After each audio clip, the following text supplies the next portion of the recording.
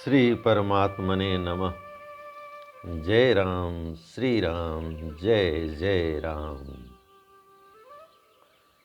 श्री वाल्मीकि रामायण बालकांड 72वां सर्ग।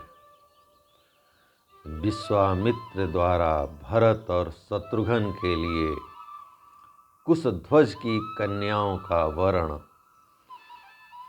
राजा जनक द्वारा इसकी स्वीकृति तथा राजा दशरथ का अपने पुत्रों के मंगल के लिए नांदी श्राद्ध एवं गोदान करना। श्री राम। विदेह राज जनक जब अपनी बात समाप्त कर चुके तब वशिष्ठ सहित महामुनि विश्वामित्र उन वीर नरेश से बोले, हे नरश्रेष्ठ, इक्ष्वाकु और विदेह दोनों ही राजाओं के वंश अचिंतनीय हैं। दोनों के ही प्रभाव की कोई सीमा नहीं है। इन दोनों की समानता करने वाला दूसरा कोई राजवंश नहीं है। राजन, इन दोनों कुलों में जो यह धर्म संबंध स्थापित होने जा रहा है सर्वथा एक दूसरे के योग्य है। रूप वैभव की दृष्टि से भी समान योग्यता का है, क्योंकि उर्मिला सहित सीता श्री राम और लक्ष्मण के अनुरूप है। हे नरश्रेष्ठ, इसके बाद मुझे भी कुछ कहना है, कृपया ध्यान से सुनिए। राजन, आपके छोटे भाई जो धर्मज्ञ राजा कुशध्वज यहाँ बैठे हैं, इन धर्मात्मा नरेश की भी 2 कन्याएं हैं जो इस भूमंडल में अनुपम सुंदरी हैं। हे नरश्रेष्ठ भूपाल, मैं आपकी उन दोनों कन्याओं का कुमार भरत और बुद्धिमान शत्रुघ्न, इन दोनों महामनस्वी राजकुमारों के लिए इनकी धर्म पत्नी बनाने के उद्देश्य से वरण करता हूँ।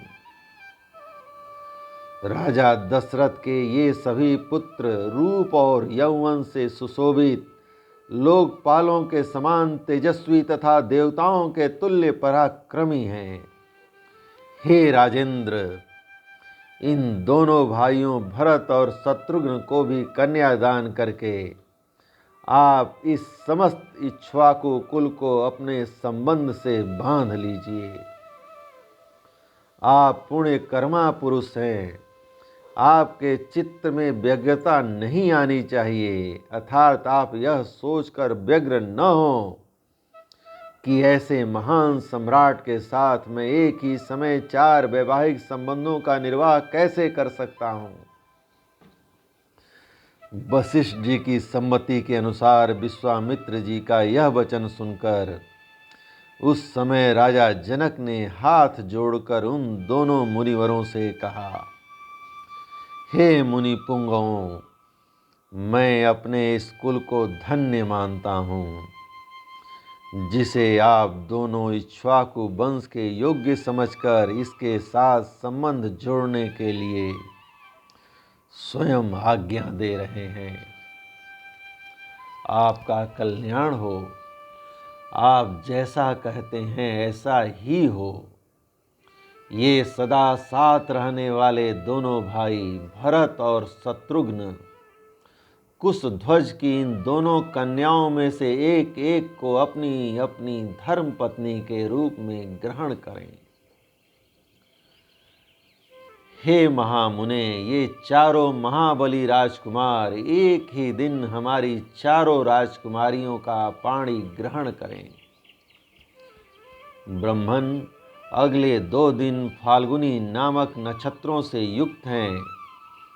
इनमें पहले दिन तो पूर्वा फाल्गुनी है और दूसरे दिन उत्तरा फाल्गुनी नामक नक्षत्र होगा, जिसके देवता प्रजापति भग तथा अर्यमा हैं। मनीषी पुरुष उस नक्षत्र में वैवाहिक कार्य करना बहुत उत्तम मानते हैं। इस प्रकार सौम्य मनोहर वचन कहकर राजा जनक उठकर खड़े हो गए और उन दोनों मुनिवरों से हाथ जोड़कर बोले, आप लोगों ने कन्याओं का विवाह निश्चित करके मेरे लिए महान धर्म का संपादन कर दिया। मैं आप दोनों का शिष्य हूँ। मुनिवरों, इन श्रेष्ठ आसनों पर आप दोनों विराजमान हो। आपके लिए जैसी राजा दशरथ की अयोध्या है, वैसी ही यह मेरी मिथिलापुरी भी है। आपका इस पर पूरा अधिकार है, इसमें संदेह नहीं। अतः आप हमें यथा योग्य आज्ञा प्रदान करते रहें। विदेह राज जनक के ऐसा कहने पर रघुकुल का आनंद बढ़ाने वाले राजा दशरथ ने प्रसन्न होकर उन मिथिला नरेश को इस प्रकार उत्तर दिया, हे मिथिलेश्वर, आप दोनों भाइयों के गुण असंख्य हैं। आप लोगों ने ऋषियों तथा राज समूहों का भली भांति सत्कार किया है। आपका कल्याण हो, आप मंगल के भागी हों। अब हम अपने विश्राम स्थान को जाएंगे। वहां जाकर मैं विधि पूर्वक नांदी मुख श्राद्ध का कार्य संपन्न करूंगा। यह बात भी राजा दशरथ ने कही।